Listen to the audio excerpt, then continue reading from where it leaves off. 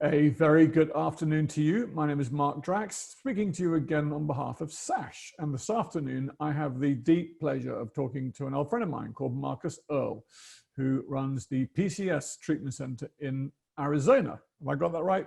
You got that right. I got that right. Marcus, a warm welcome to you. Thank you, Mark. It's great to sit with you. It's been too long since we've been able to talk, so it's quite nice. It has, and sadly, because of this, the current state of our planet, we're not going to get to give each other a hug and dance again at this year's conference. We'll just have to do it online instead. This is as good as it's going to get right now. So.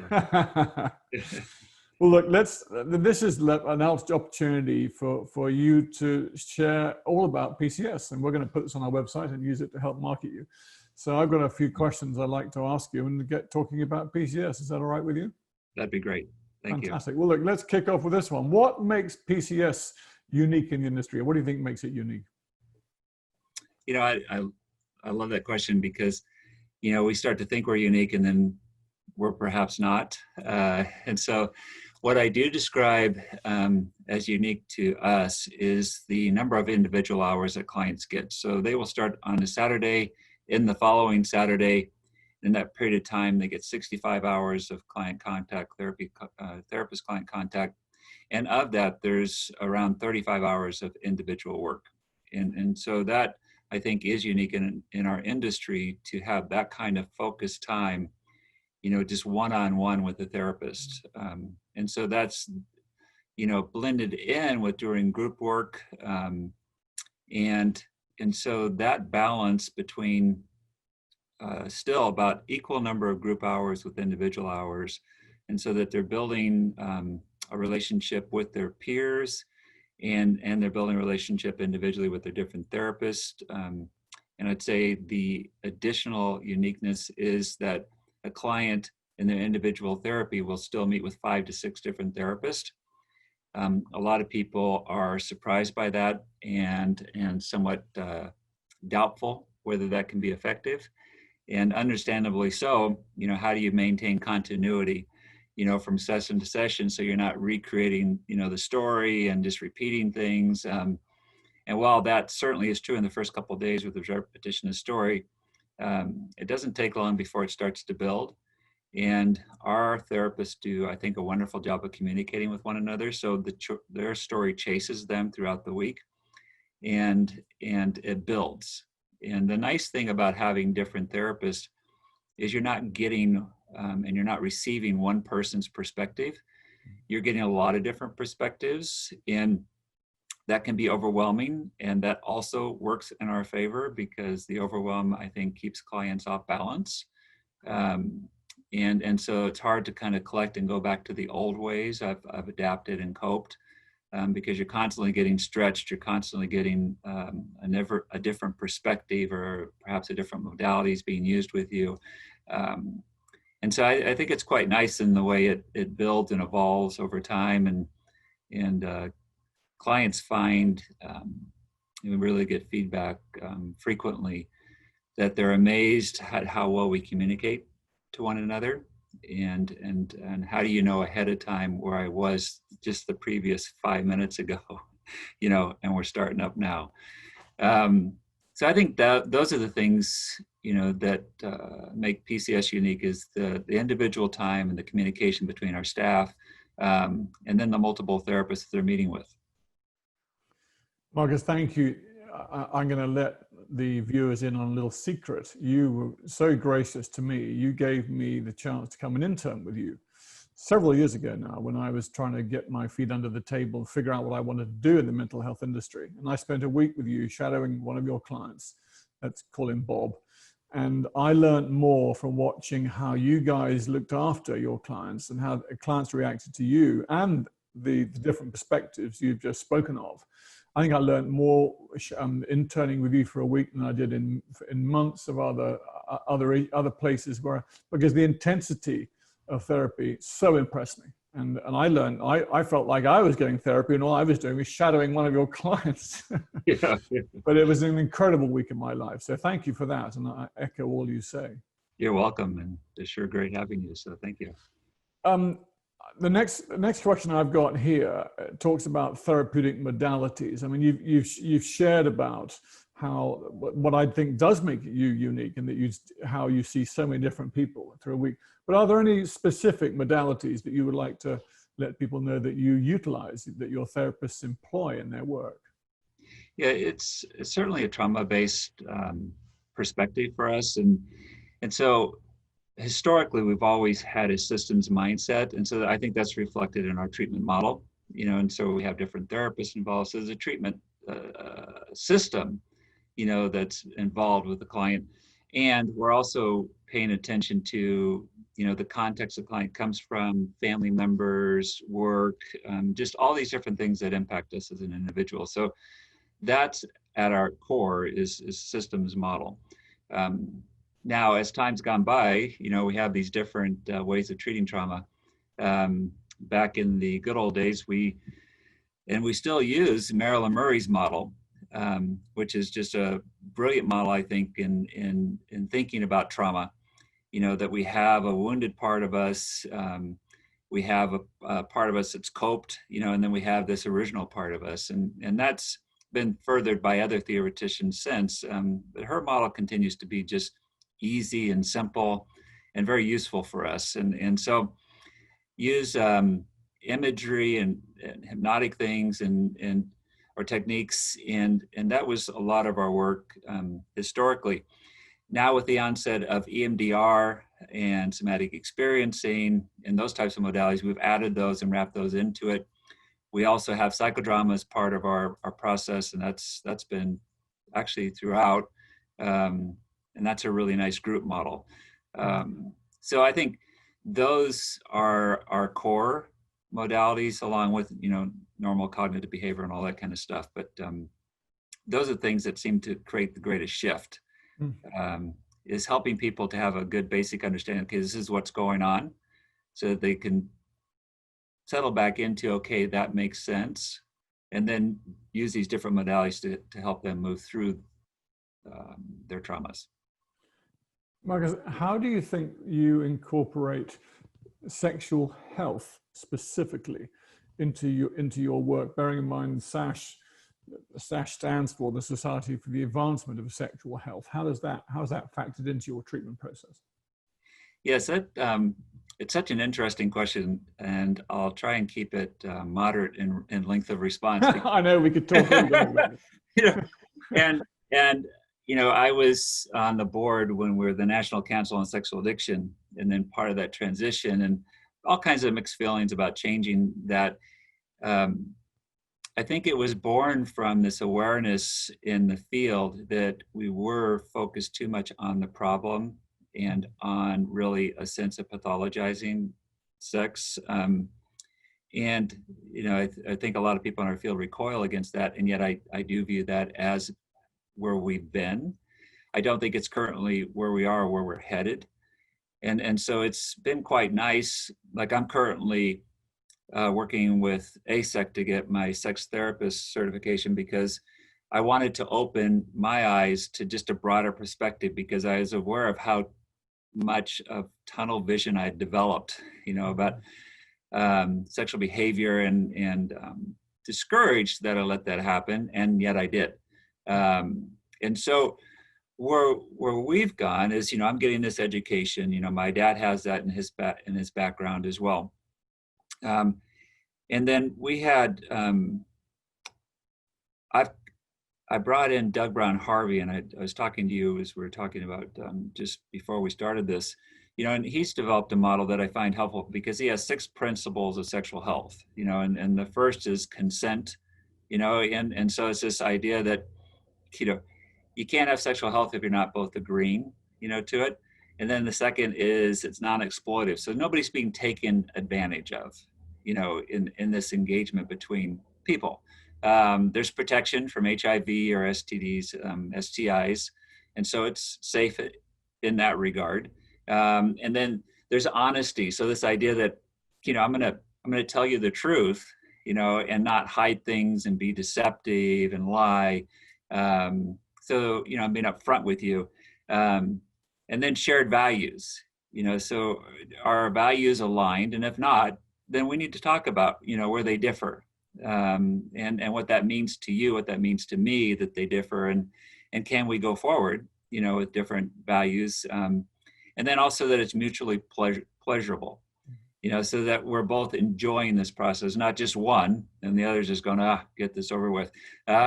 So those have been very helpful to think about with clients, and then to engage in them in a conversation. How does your behavior, what you're engaging in, align with these 6 principles of sexual health? It starts to move people towards, I think, being respectful to self, being respectful to others, and then, I think a more responsible sexual engagement with their lives. And that may mean that the behavior they come in with may not actually be the problem. It may be what they've done with it. It may be that it served a purpose in their lives. And so the behavior itself is not always villainized, even though it might be in the coupleship or a relationship. And those prove to be pretty powerful conversations, say, well, this is just probably more how you're wired up erotically. And then now what are you going to do with that? And what's that going to mean for your relationship? So it's helped to change and shift the dialogue in our practice, which has been quite nice. I'm sitting here smiling so deeply, Marcus, because I'm going, if I could be so cheeky as to summarize what you've just said with one sentence, you are, which I love, you are finally, as so many people are at last, exploring the why and not penalizing and vilifying the what, which is where Yes. which I think held us back for so long and continued to further stigmatize what was already very difficult for so many clients to face, which is sex. I mean, let's face it, sex is not as easy to talk about at the dinner table as alcohol. Right. And so to actually go to there's a lovely saying, which I think this is Desmond Tutu. He said, we've got to stop pulling people out of the river. We've got to go upstream and figure out why they're falling in the first place. Yes. And I love that. So you're doing that. You're asking the why. And if what they happen to be doing still works for them, but they understand why they're doing it and therefore stop hurting others, then why is it wrong? So love what you're doing. Thank you. Yeah, thank you. There's also this history of doing similar things to partners. It's so interesting how our field over time has evolved. We will still use codependency, but I think codependency historically was used as a club. Like, you're codependent, you have a problem. Yep. As opposed to using codependence as an understanding for a dynamic that goes on. And then co-addict, look at, now you've joined the addict and you're as out of control. All these things were super harmful to a partner who is simply traumatized by the behavior.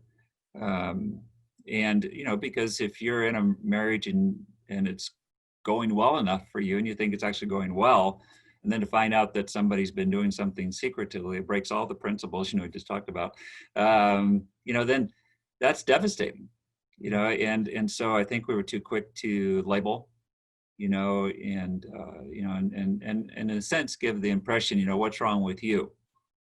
As opposed to, well, nothing more is wrong with this person. It's what happens. Let's deal with what's happened to them and how they're reeling from it. As we're encouraging them to look at, what in their past, has influenced them in this relationship, and maybe they turned a blind eye to things, maybe they didn't expect enough, those types of things. Just to be able to have this both and conversation now. Well, I know that you're familiar with Barbara Steffens yes. and APSATS and the work they've done for the partner. I mean, life-changing work for people who have been traumatized. So lovely to hear you addressing that too. There's a lot to address. There's a hell of a lot here to address. I know. How do you think PCS has changed over the years, and what do you think keeps PCS relevant? Yeah, we're constantly changing. One of the things that's been important to me, probably born from my own insecurities, is to listen. That was, it's always been kind of my role as an observer, and I take in information, and then historic's been how to avoid being in the problem. I was good at that, much to my sister's consternation. You take some of these ways you've learned to cope, and then I brought that into the business. And so I work hard, and I think our group works hard to listen to the feedback we get. And so whether that's coming from clients or from referrents, from our colleagues, even within our system, it's this constant process of growth and change. When we started this process, it was, maybe 40 hours, and, now we're up to 65 hours and 8 days, and, it's jam packed with stuff. And we had the different groups we have. All these were suggestions from people. It's not like I sat back or my dad sat back and said, this is how we do it. It just continued to evolve from all the feedback we've gotten. So, I'm indebted to, prior clients, the different therapists that have, passed through here, the referrents who have had the courage to give us feedback, and continue to work with us. I don't think that we have met everybody's expectations, nor do I think we ever will. I'm sorry, certainly for times, and really sorry for times where people have felt harmed. And so that's always hard for me, because this is not, when people are coming in with so much difficulty and they're really hurting, to then play a role in any kind of harming them in addition to what's gone on. I hate that. I'd like to say it never happens. And it has, and I've worked to do what I can to make that right. And those end up being really powerful learning moments. I find that certainly to be true for me personally. And it's turned out to be true professionally as well. So that's what I'd like to think, is a really powerful part of our change is that, and then certainly ongoing training. And that's where SASH plays a role, and conference attendance and that type of stuff. I mean, I think we're constantly learning. And I like that about our group, is that everybody here, I think, is invested in improving, doing what they do. And that's great. Mark, that's again music to my ears. I love listening to anybody who has learned to listen, because how do we learn? You learn by listening, not by talking, right. and doing our own work. How can you lead someone down a path you haven't yet traveled yourself? And that doesn't mean every therapist has to be an addict, but it does mean they need to understand themselves with the same desire to know themselves as we're trying to encourage in our clients. Right. Yes, and it takes work. I haven't always been successful. and nor have I, and we all make mistakes, but as long as we learn from them, that's all that matters, isn't it? Yes. Very much so. Marcus, you've actually answered the next question, talking about training. Tell me about, you have obviously clients come to you. What can how do you interact with a client's family, and what can the family expect from you as a client is in treatment with you? Well, if they have the resources and time, they can expect to show up with their family member. That's my ideal situation. It just is certainly demanding for everybody to take a week off and then to have the resources to do that. So if we could somehow or other magically make that happen, that would be the most ideal. It is super enjoyable work to be working with all the different family members in both individual and then subsystems, and then as a family as a whole. That's the wonderful work in those moments. So that's what I get most excited about, is when we have those opportunities. Given that isn't always practical, or there's not always willingness to do that. So is we have a spouse or a significant family member, sometimes it could be a friend, call in and do what we call a collateral call. So they will call in, and it's not a therapy session. We just listen, and the client gets to listen to whatever their partner or significant other has to say about them. Because without that information, we're in a sense kind of flying blind with the client and don't want to do that. And so that outside feedback is very important. We're also talking to the referring therapist, the primary therapist, whoever else is involved, to get their feedback about the client, because the history of the therapy they've done is really important.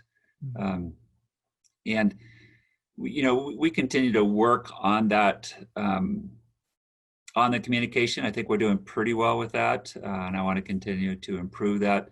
And because there's a wealth of information and all this previous work that's been done, I think sometimes we can get full of ourselves, and we can get a lot of information in a short period of time. I think we get overly confident in moments, and then we get dismissive of what's gone on before and what may go on after.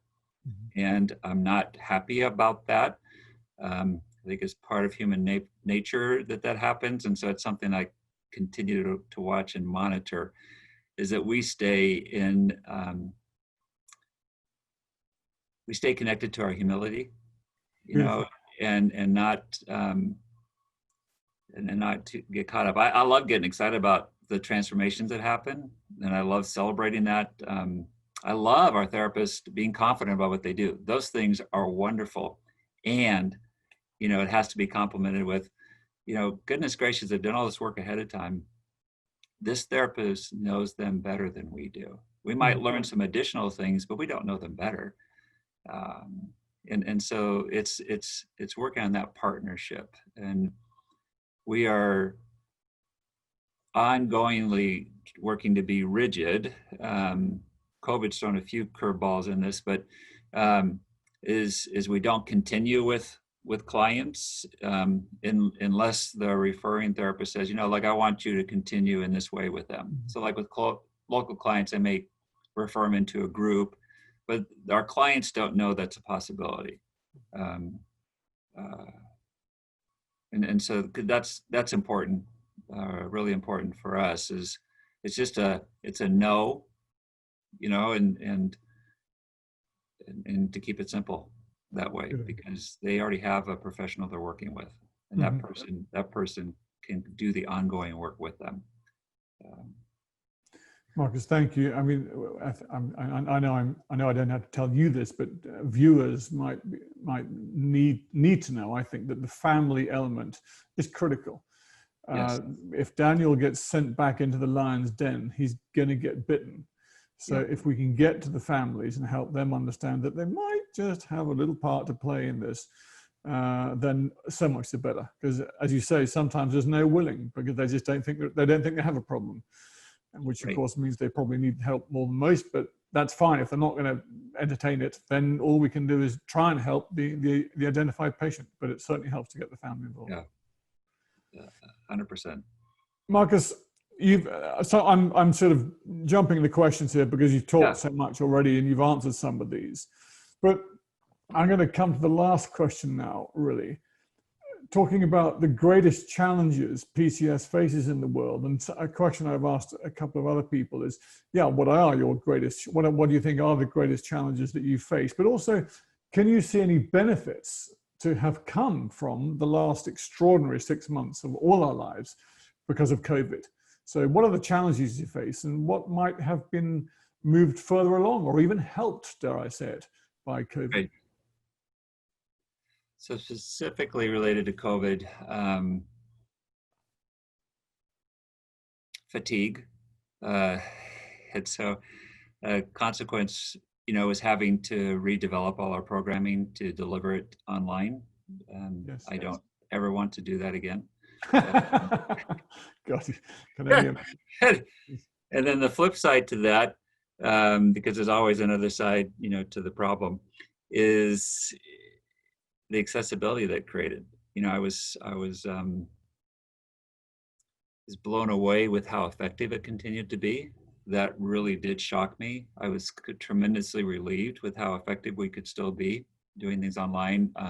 Continue to be able to do EMDR, do some experiential work. I was relieved, profoundly relieved, to find out that we could still do very effective work. And because the states made it possible to work across state lines, that was a savior for us in that regard. So we could continue to work with people. And then we were able to open our doors to people that may not have had the resources to travel and do it. And so that was nice. As states are beginning to shut down, it's not a long-term solution, and it's pretty rare that people really want to do it. But it did open up to this possibility of doing the work via video. It's something that I've been historically resistant to. I've not wanted us to do it. And now I'm a lot more open to the idea that you can do some effective work, and some of our therapists are choosing to blend that. And some, certainly clients are still choosing to do some work that way, but specifically related to the intensive, I think it does open a door at times to doing the work differently than we were previously, and makes it more accessible to people. So I haven't fully developed that, so we're kind of working on that, but that's the biggest piece, is that. Marcus, thank you. I mean, I think a lot of people have told me similar things, that they were surprised that A, it works, and B, you can reach people. And of course, it offers some clients a chance to get good therapy who might not otherwise have been able to get to have it, because they simply can't travel, or for whatever reason. So yeah, I think there are benefits. It's not, my life, like everybody else's, has certainly changed a bit in the last 6 months, and it's going to continue to change. But the immediate future is so uncertain, with Boris, my prime minister, not really knowing what he's doing, and you about to have a presidential election. Who knows what's going to happen in the next 6 months? But so good to hear that you've found a happy medium through this crisis.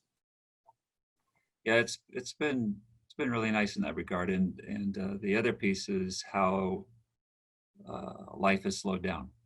Yes. It's just there's fewer things you can go out and do, so less busyness, and I think that's a big plus. We're not quite there yet. We have a non-profit component to our business that is challenged with fundraising, because can't ask clients for money and don't want to, actually. The upside about that, and I think I am figuring out ways to get more funding into that, is I really don't want only people that can, quote, afford what we do to be the ones that can access our intensive. So I'm hoping in the next year or two that we won't have to say no to anybody, that anybody can come from any walk of life and step into our intensive and benefit from it. We are currently doing some training on becoming more culturally sensitive. I am finally had enough, for myself, to where, instead of just kind of following a news cycle, I'm staying with this and saying, I've got to change me. Our system needs to change. We have to do a better job of being trained in this stuff to where people from any culture, any color can walk in, and we're gonna hold space for them in a non-harming way, in a productive way. So that is probably another impact of COVID, is just slowing down enough to pay more attention to things that I would too readily dismiss because I could, and not wanting to and choosing not to now. So that's my hope, is that our intensive, this PCS intensive treatment program, is something anybody can access. That will be a big day for me. Marcus, what an amazing challenge that you're rising to, and how hugely generous of heart of you to see that need, both from a financial perspective and from a cultural perspective, and to so resolutely embrace it. I think that's a huge credit to you and PCS. It's beautiful to hear.